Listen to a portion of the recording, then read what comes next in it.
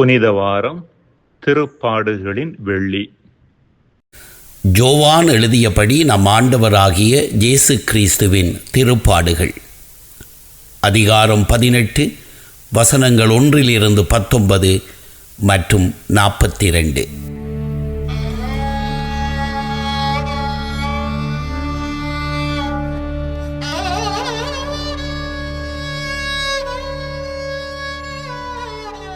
இயேசு தம் சீடர்களோடு கெதரோன் என்னும் நீரோடையை கடந்து சென்றார். அங்கே ஒரு தோட்டம் இருந்தது. தம் சீடர்களோடு இயேசு அதில் நுழைந்தார். அவரை காட்டிக் கொடுத்த யூதாசுக்கு அந்த இடம் தெரியும். ஏனெனில் இயேசுவும் அவருடைய சீடர்களும் அடிக்கடி அங்கு கூடுவர். படைப்பிரிவினரையும் தலைமை குருக்களும் பரிசேயரும் அனுப்பிய காவலர்களையும் கூட்டிக் கொண்டு யூதாசு விளக்குகளோடும் பந்தங்களோடும் படைக்கலங்களோடும் அங்கே வந்தான். தமக்கு நிகழப்போகிற அனைத்தையும் இயேசு அறிந்து அவர்கள் முன் சென்று, யாரை தேடுகிறீர்கள் என்று கேட்டார்.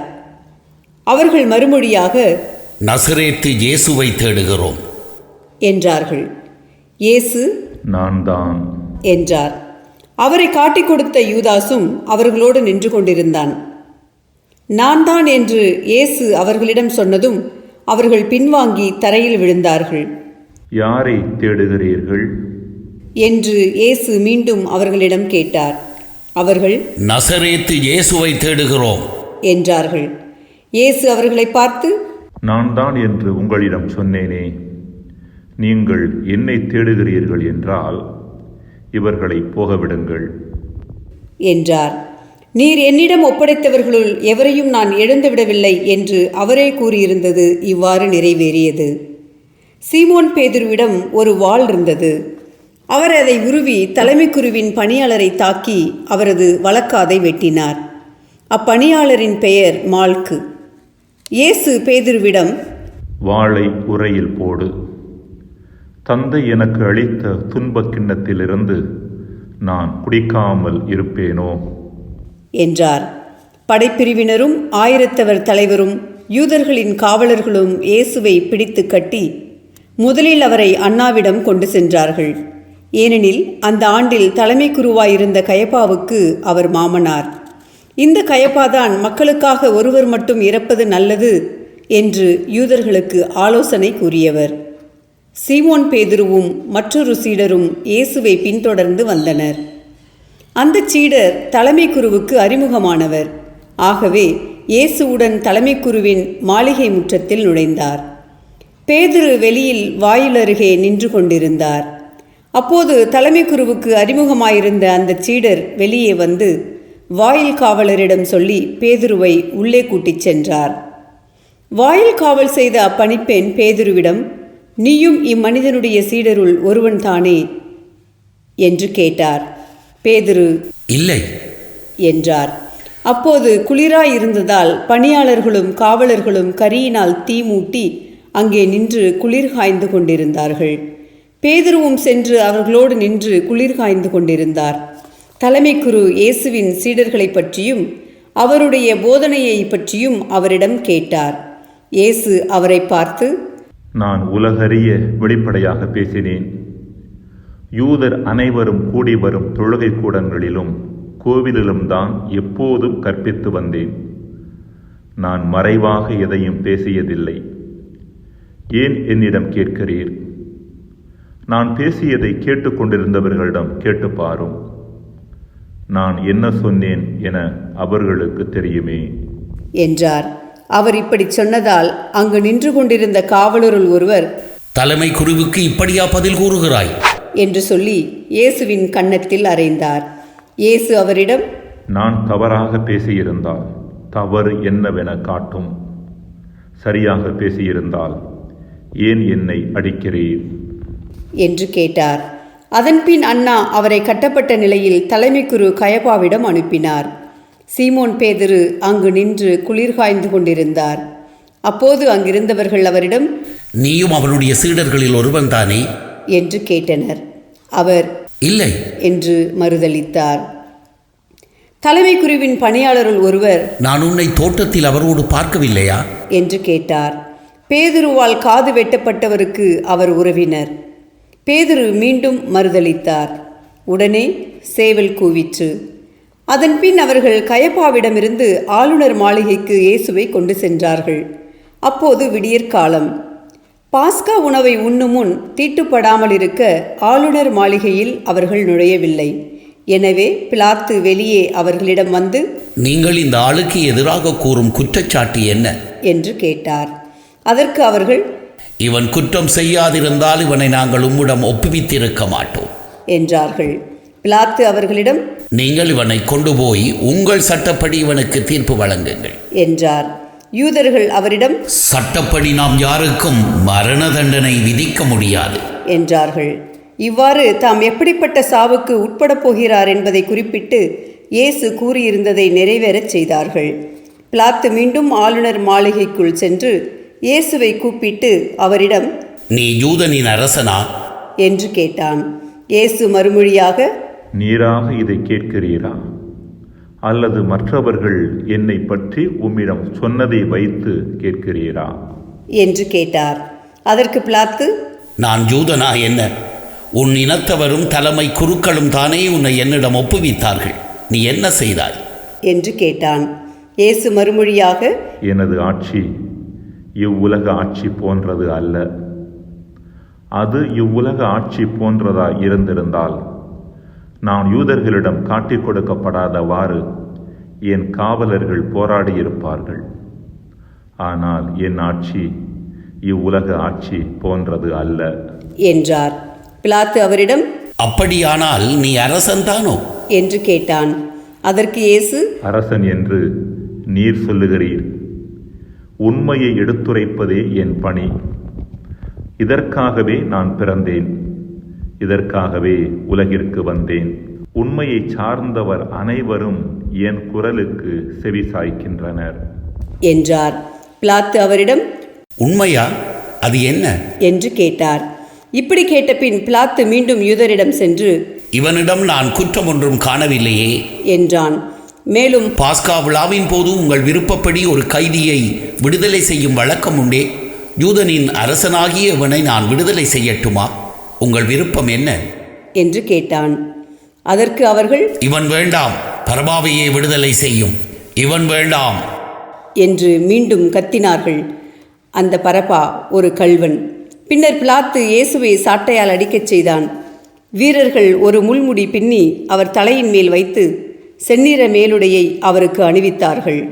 அவரிடம் வந்து, யூதரின் அரசே வாழ்க, யூதரின் அரசே வாழ்க என்று சொல்லி அவருடைய கன்னத்தில் அறைந்தார்கள்.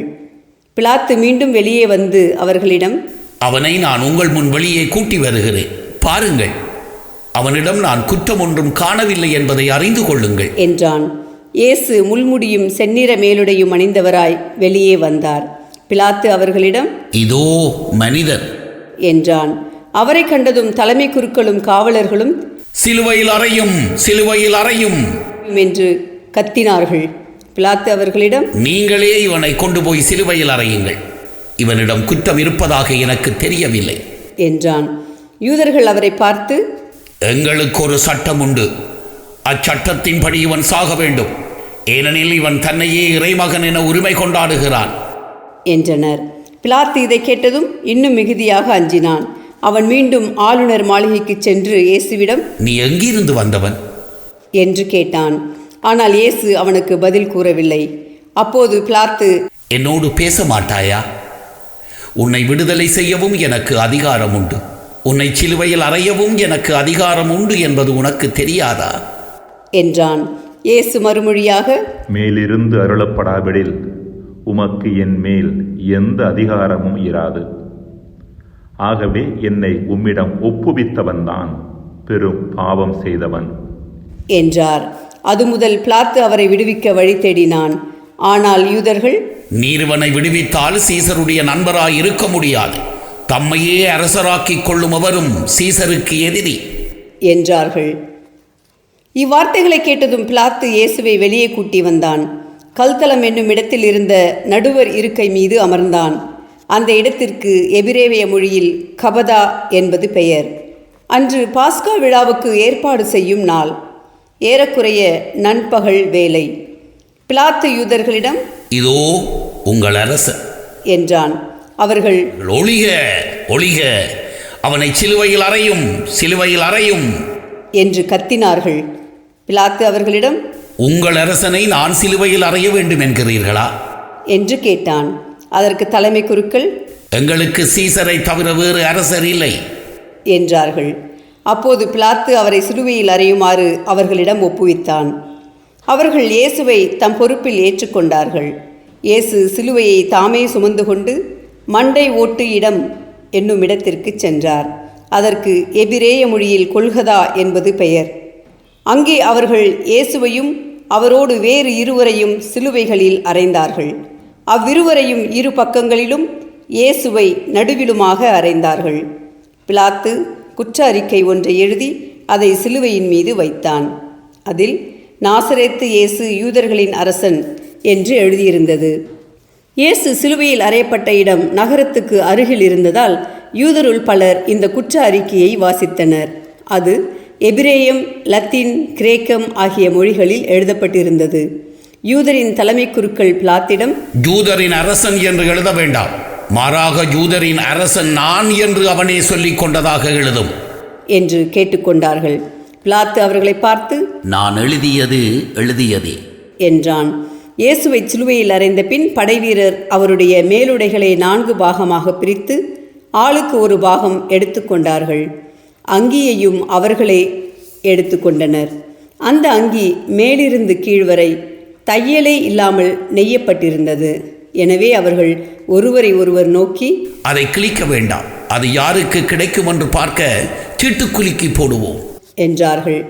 என் ஆடைகளை தங்களுக்குள் பகிர்ந்து என் உடை மீது சீட்டு போட்டார்கள் என்னும் மறைநூல் வாக்கு இவ்வாறு நிறைவேறியது. சிலுவை அருகில் இயேசுவின் தாயும் தாயின் சகோதரியும் குலோப்பாவின் மனைவியுமான மரியாவும் மகதலா மரியாவும் நின்று கொண்டிருந்தனர். இயேசு தம் தாயையும் அருகில் நின்ற தம் அன்பு சீடரையும் கண்டு தம் தாயிடம், அம்மா, இவரே உம் மகன் என்றார். பின்னர் தம் சீடரிடம், இவரே உம் தாய் என்றார். அந்நேரம் முதல் அச்சீடர் அவரை தம் வீட்டில் ஏற்று ஆதரவு அளித்து வந்தார். இதன்பின் அனைத்தும் நிறைவேறிவிட்டது என்பதை அறிந்த இயேசு, தாகமாயிருக்கிறது என்றார். மறைநூலில் எழுதியுள்ளது நிறைவேறவே இவ்வாறு சொன்னார். அங்கே ஒரு பாத்திரம் நிறைய புளித்த திராட்சை ரசம் இருந்தது. அதில் கடற்பஞ்சை நன்கு தோய்த்து ஈசோப்பு தண்டில் பொருத்தி அதை அவர்கள் அவரது வாயில் வைத்தார்கள். அந்த ரசத்தை குடித்ததும் இயேசு, எல்லாம் நிறைவேறிற்று என்று கூறி தலை சாய்த்து ஆவியை ஒப்படைத்தார்.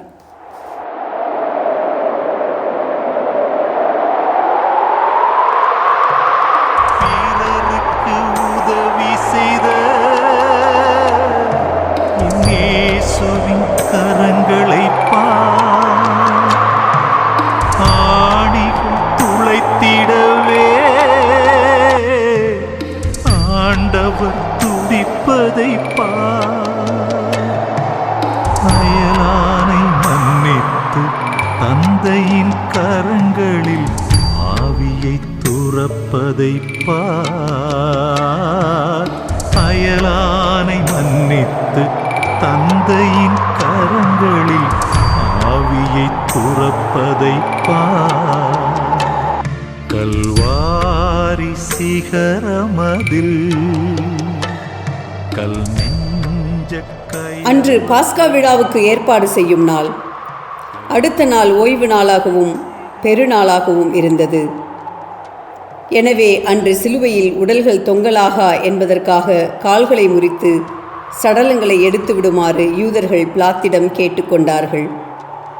ஆகவே படைவீரர் வந்து இயேசுவோடு சிலுவையில் அறையப்பட்டிருந்தவருள் ஒருவனுடைய கால்களை முதலில் முறித்தார்கள். பின்னர் மற்றவனுடைய கால்களையும் முறித்தார்கள். பின்பு அவர்கள் இயேசுவிடம் வந்தார்கள். அவர் ஏற்கனவே இறந்து போயிருந்ததைக் கண்டு அவருடைய கால்களை முறிக்கவில்லை. ஆனால் படைவீரருள் ஒருவர் இயேசுவின் விலாவை ஈட்டியால் குத்தினார். உடனே இரத்தமும் தண்ணீரும் வடிந்தன. இதை நேரில் கண்டவரே இதற்கு சாட்சி. அவரது சான்று உண்மையானதே. அவர் உண்மையையே கூறுகிறார் என்பது அவருக்கு தெரியும். நீங்களும் நம்ப வேண்டும் என்பதற்காகவே அவர் இதை கூறுகிறார். எந்த எலும்பும் முறிபடாது என்னும் மறைநூல் வாக்கு இவ்வாறு நிறைவேறியது. மேலும் தாங்கள் ஊடுருவ குத்தியவரை உற்று நோக்குவார்கள் என்றும் மறைநூல் கூறுகிறது. அரிமத்தியா ஊரைச் சேர்ந்த யோசேப்பு என்பவர் இயேசுவின் சீடர்களுள் ஒருவர். யூதருக்கு அஞ்சியதால் தம்மை சீடர் என்று வெளிப்படையாக காட்டிக்கொள்ளாதவர். அவர் இயேசுவின் உடலை எடுத்து கொண்டு போக பிலாத்திடம் அனுமதி கேட்டார். பிலாத்தும் அனுமதி கொடுத்தான். யோசேப்பு வந்து இயேசுவின் சடலத்தை எடுத்து கொண்டு போனார். முன்பு ஒரு முறை இரவில் இயேசுவிடம் வந்த நிக்கதேம் என்பவரும் அங்கு வந்து சேர்ந்தார். அவர் வெள்ளைப்போளமும் சந்தனத்தூளும் கலந்து ஏறக்குறைய 30 கிலோகிராம் கொண்டு வந்தார். அவர்கள் இயேசுவின் உடலை எடுத்து யூத அடக்க முறைப்படி நறுமணப் பொருள்களுடன் துணிகளால் சுற்றி கட்டினார்கள். அவர் சிலுவையில் அறையப்பட்டிருந்த இடத்தில் ஒரு தோட்டம் இருந்தது. அங்கே புதிய கல்லறை ஒன்று இருந்தது. அதில் அதுவரை யாரும் அடக்கம் செய்யப்படவில்லை. அன்று பாஸ்கா விழாவுக்கு ஆயத்த நாளாய் இருந்ததாலும் அக்கல்லறை அருகில் இருந்ததாலும் அவர்கள் இயேசுவை அதில் அடக்கம் செய்தார்கள்.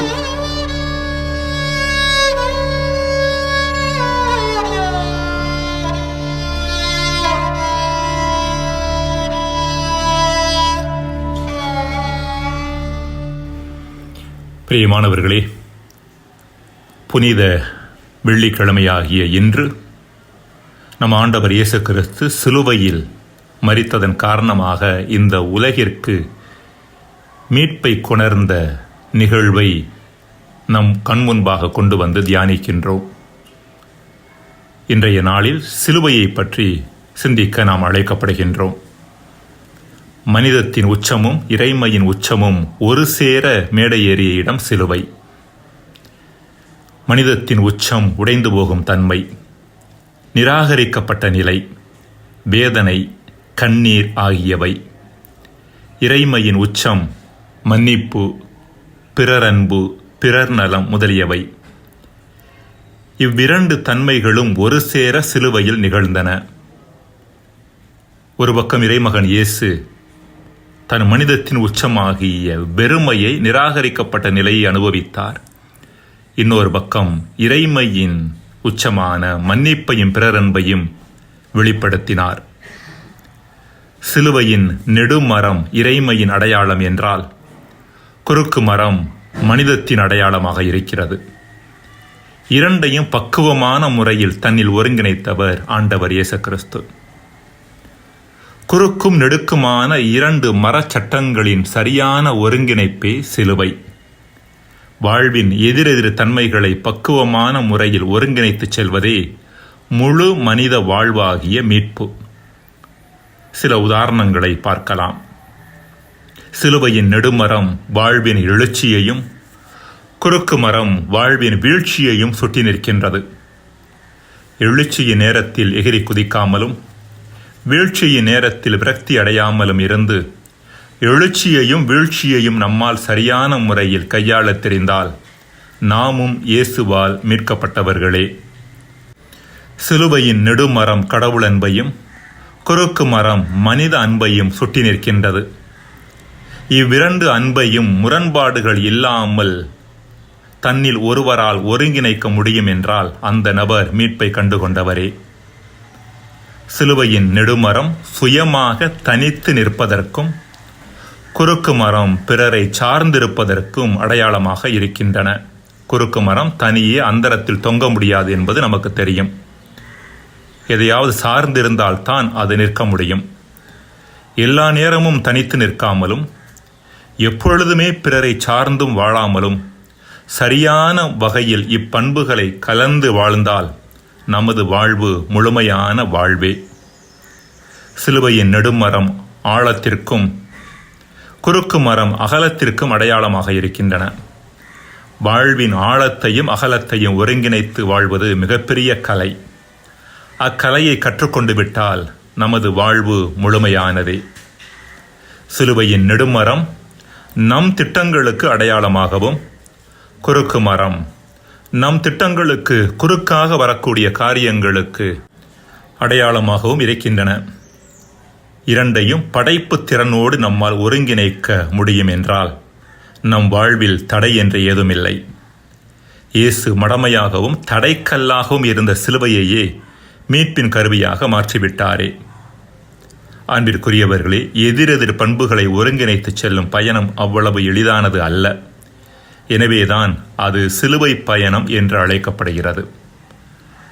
கடந்த நூற்றாண்டில் வாழ்ந்த தாமஸ் மெர்டன் என்ற புகழ்பெற்ற கிறிஸ்தவ துறவி சொன்ன வார்த்தைகள் இவை: தன்னையே வழிபடுவதாலும் பயத்தாலும் வெறுப்பாலும் மனிதர் தங்களது வாழ்வின் ஊற்றை நஞ்சாக்கி விடுகின்றனர். அதை தூய்மையாக்கக்கூடிய தன்மை சிலுவைக்கு மட்டுமே உண்டு என்று சொல்கின்றார். வாழ்வில் வரக்கூடிய சிலுவைகளின் மேன்மையை உணர்ந்து நமது சுயநலங்களையும் ஏனைய நமது திட்டங்களையும் சரிப்படுத்தி வாழ்வதற்கான அழைப்பு இன்று நமக்கு தரப்படுகின்றது. மன்றாடுவோமாக. இயேசு ஆண்டவரே, உம் சிலுவையால் எம்மை மீட்டீர். வாழ்வில் வரும் சிலுவைகளையும் சிக்கல்களையும் தடைக்கற்களாக பார்க்காமல் முழு மனித வாழ்விற்கான படிக்கட்டுகளாக பார்க்க வரம் தருவீராக. ஆமேன்.